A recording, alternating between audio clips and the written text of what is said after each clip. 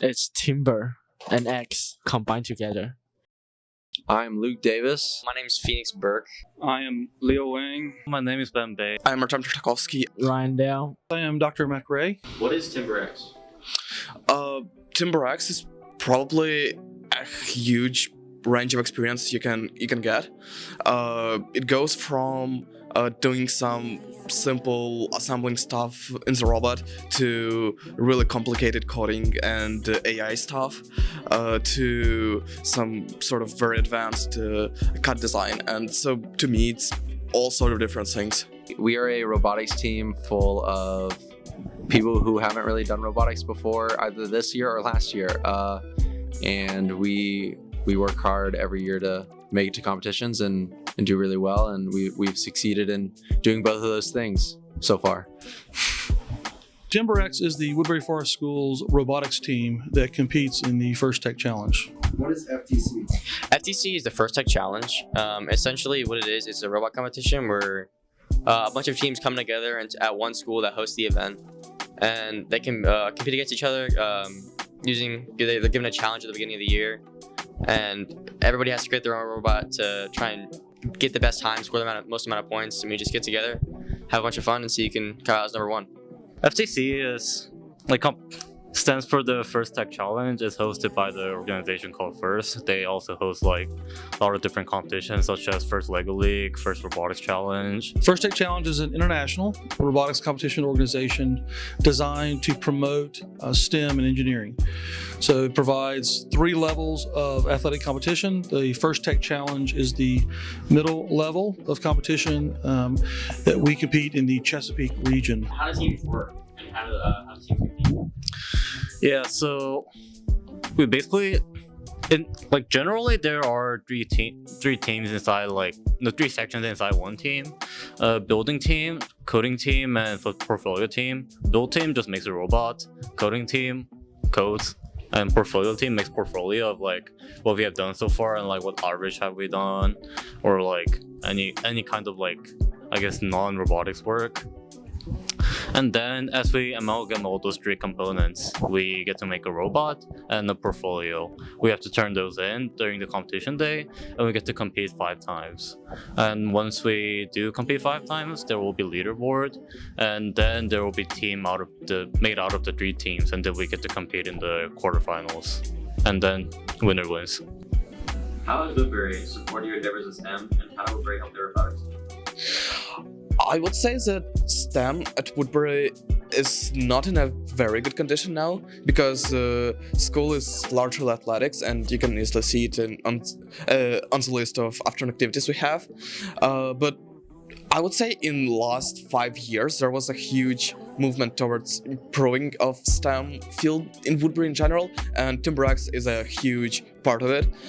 We are hiring a lot of cool STEM teachers now, like Mr. Brooks, who was our coach for the fall trimester, and some other staff from math department. So I would say that Woodberry is getting better at STEM in last decade really rapidly, and I would say that TimberX is a bright example of it. Woodberry's been very supportive of initiatives like this, where students or small group of students or individual students have expressed great interest. 3 years ago, we had 1 student who did this as an afternoon activity in the winter. And so just being supportive of, if a student has an interest or a group of students has an interest, finding both the place and the faculty support, and allowing this to be my afternoon activity. And this year finally providing a budget, so we didn't have to scramble to find funds from individuals or from other clubs or other places. So the school has been supportive in trying to develop a solid infrastructure for us to be able to have a solid program. This year, it's almost completely changed. We've gotten a substantial amount of money from the school, and that has led to us being able to buy new parts that were very much needed. We were able to get a second drivetrain for the robot that we were able to test our autonomous program on. We were able to get an awesome new 3D printer that is also a laser cutter and CNC machine. And we have used every aspect of that. We've used the CNC for making special holes in our aluminum frames. We've used the 3D printer for, as you can see here, a ton of stuff. We've used the laser cutter to laser cut name tags for each one of our members, as well as a couple other things. Last year, we had a lot of pieces that had kind of been passed down from previous years, from either from the math department's funds or science department funds or club funds. But this year, being able to have our own funds just made that easier. It was quicker. Where if something needed a piece, I could order it that afternoon. It'd be here in a couple of days. So that it made it easier to turn around those kind of solutions in a more timely manner. This is huge for the team as well as just STEM in general, because I feel like the school is now becoming more aware of how important technology and STEM is. And for the future of the school, I can see them growing in STEM and having more opportunities. So I'm really grateful for the robotics team being created and showing the school how important technology and STEM is for the future.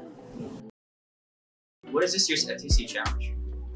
So this year's FTC challenge is called Center Stage, and essentially robots have to place pixels on a backboard similar to kind of like a plinko kind of thing, where it's just randomly dropped, and there's not pegs on the board, but it just randomly falls to the bottom, and scoring those pixels on the board gets you points, as well as there's a backdrop area, so there's a taped off area under that backboard, and if you place pixels in it, it's also worth points.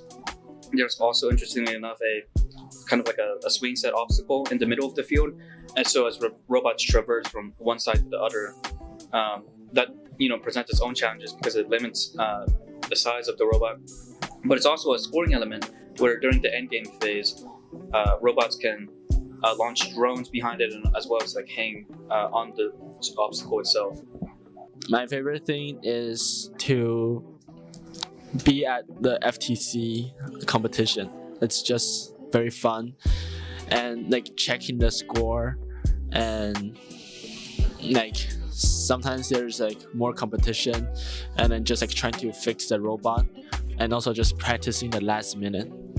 It's always nice to wake up early on a Saturday or Sunday morning and go to a competition. Honestly, like that's one of my favorite parts. Going to the competition, fixing problems, competing, having fun, winning. Like even losing is a ton of fun because it's just like we competed, we were able to do it, we got there. And meeting here, building the robot, getting it to work for the first time, getting every part of it to work for the first time was really like, we're getting there. It's like we know that we got this, now and on to the next thing. So yeah, it's always nice to see something work. Definitely a highlight of the season for me is being able to drive, as well as during a game where we had the highest score out of the competition, 180 points, which is no one really came close to scoring as much as we did, which is the biggest probably throughout last year and this year. Last season, we had the highest score at one point, but then someone beat us. But having the actual highest score out of the whole competition for the whole day really makes you feel better. We placed within the top 80% of all teams globally, which is a huge accomplishment. Jumps were really small, but we successfully competed in all of our preliminaries. So, and we easily entered the final round. So it was quite impressive for me to see that our team can actually compete with some leading FTC teams, which are usually much larger than we are, which usually have much bigger funding than we do. And so it was really fun for me to see how our robot competes with all those professional teams. We see some quick movement by 369, placing a pixel on the spike mark. Possibly, it's very close. 138004 also very close with their pixel on the spike mark. Looks like Red Alliance has placed a pixel successfully and possibly on the red spike mark correctly. They also placed a yellow pixel on the backdrop. We've also got a yellow pixel in the Blue Alliance backstage. Got 3 seconds left in autonomous.